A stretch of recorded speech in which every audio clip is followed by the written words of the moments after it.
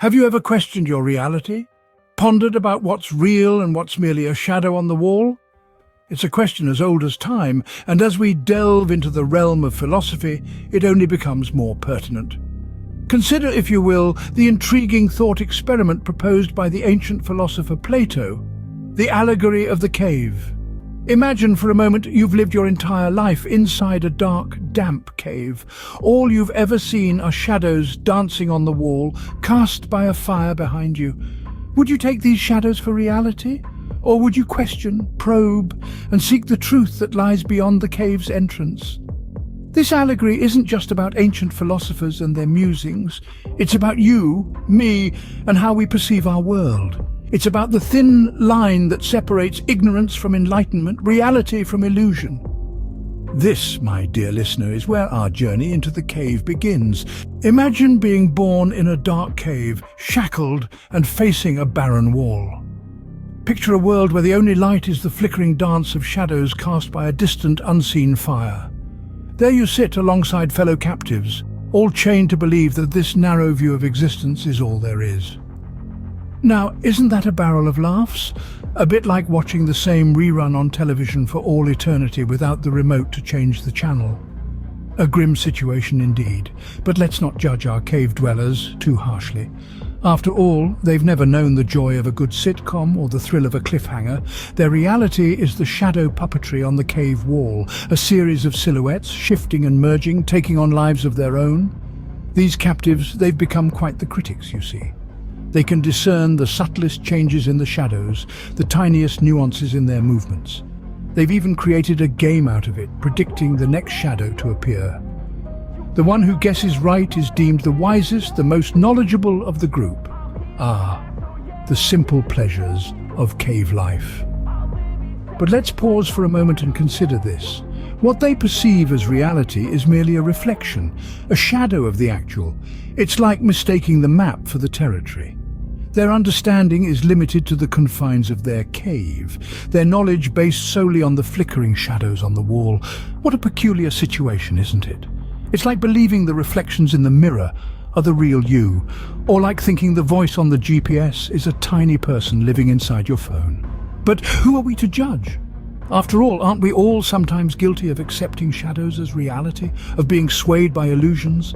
Yet, we must remember these prisoners are not to be blamed. They are victims of circumstance, born into a world of darkness, their perception dictated by the limitations of their environment. They know not of the sun, the sky, the vastness of the world beyond their cave. And so they believed this was all that reality had to offer. But what if one day, one of these prisoners breaks free?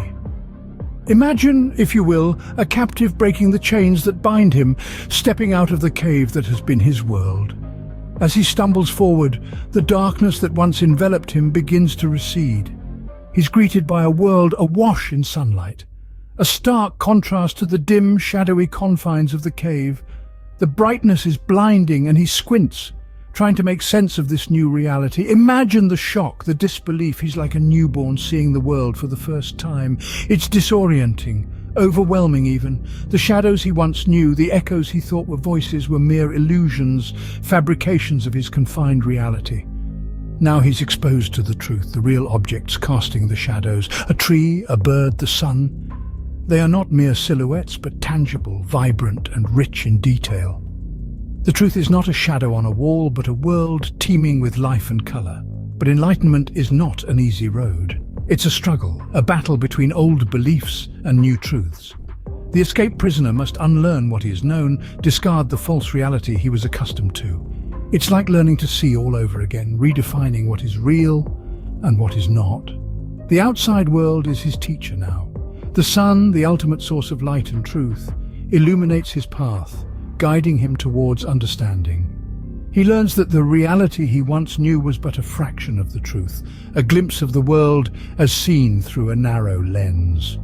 This journey from ignorance to enlightenment is a profound transformation. It's a metamorphosis, a rebirth of sorts. The prisoner is no longer a captive of the cave, the shadows, the darkness. He's free, enlightened, awakened to the truth. And what of the shadows that once defined his reality, the echoes that were his only conversation? Suddenly, the shadows on the cave wall seem so trivial, so far from the truth. Now imagine, after seeing the sun, our enlightened prisoner returns to the cave. Picture him stumbling back into the darkness, eyes squinting, heart pounding. He's bursting with the news of a world beyond the cave, a reality that surpasses shadows on the wall. But how does one describe the indescribable? Imagine trying to explain the concept of colour to someone who's only ever seen in black and white. Or think about convincing your great-grandmother that a tiny device in your pocket can access the entirety of human knowledge. It's a bit like that. The prisoner's dilemma is a real head-scratcher, isn't it? He stands in front of his cave mates, armed with tales of a radiant world only to be met with blank stares. They can't comprehend his stories, nor do they want to. After all, their reality is comfortable, familiar, and thus the prisoner is left with a question that echoes through the ages. How do you explain the sun to those who have only ever seen shadows? Now you may be wondering, what does this story have to do with us? In essence, our lives are a series of caves and sunlit peaks. We often find ourselves shackled in the darkness of ignorance, only seeing the shadowy illusions of reality. But every so often, we break free and stumble into the light of knowledge. The allegory is a metaphor for our journey to enlightenment, as we strive to understand the world around us. For example, think of a time when you believed in something wholeheartedly, only to discover later that it was just a fraction of the truth. That's your cave. And the moment of realization, that's your journey to the sun. So, the allegory isn't just about ancient philosophers, it's about us. It's about our quest for truth and understanding.